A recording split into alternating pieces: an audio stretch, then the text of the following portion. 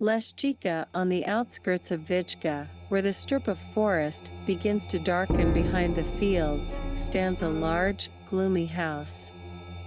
The house is surrounded on all sides by a wooden fence with barbed wire on top. The house has been preserved from the days of old Russia. Once it lived there with his family landlord, then there was the building of the village council. Now it's the Silent Cloister, a boarding school for the mentally ill. From all over the region bring impatience, in the hope that the clean air and quiet will have a beneficial effect on their clouded minds. There are among the residents of the boarding house special unusual patients. About one of them I want to tell. At first, I was very afraid of a strange woman who wandered aimlessly through the village. Silent, disheveled, thin, hunched shoulders, she shuffled uncertainly on the paths, moving very slowly and somehow sideways. She wore her hair very long, braided into a thick, shaggy braid. Most often she could be met near the trees there, like a statue, she stood, like a statue, leaning against a trunk and froze. The first time I saw her was in the meadow, when my grandfather and I were coming back from the forest.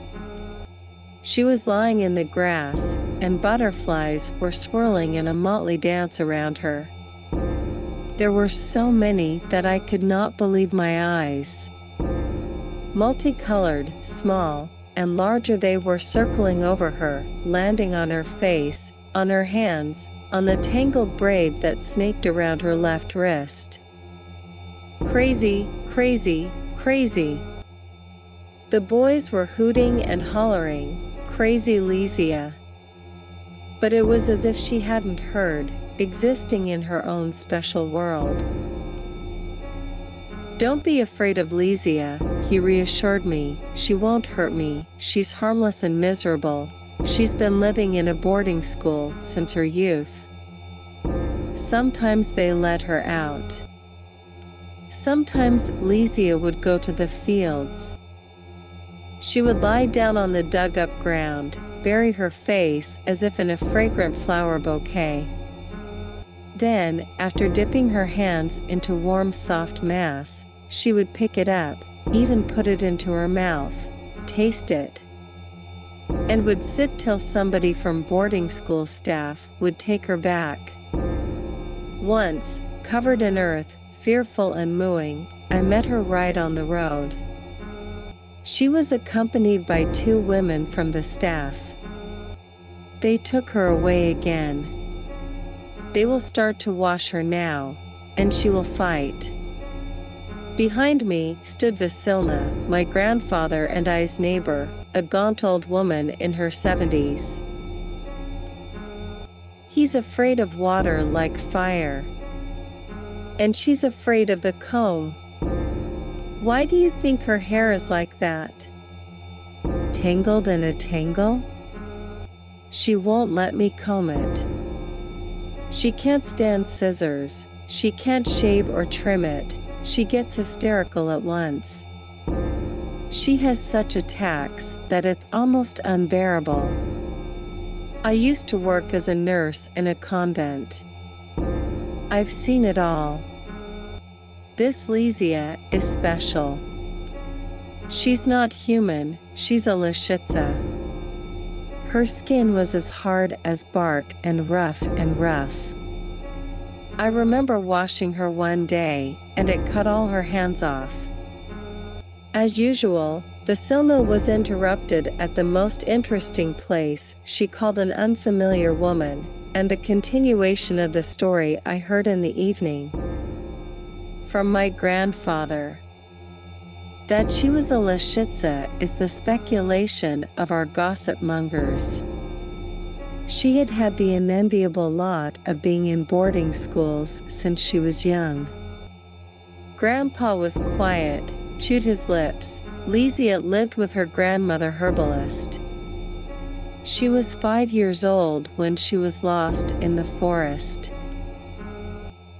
They searched for her for a long time without any result. Our people went there, and even people from the district came to help. A week later, she kind of showed up herself. Then the strangeness started. It was because of stress, that's why. Not from her otherness.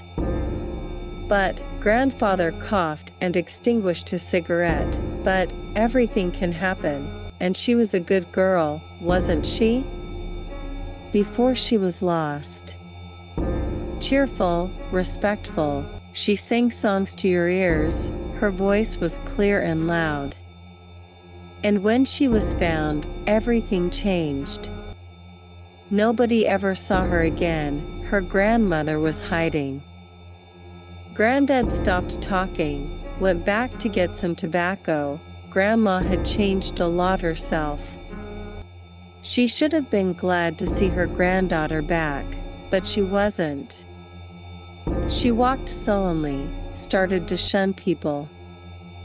She whipped the girl, put her on her knees under the image.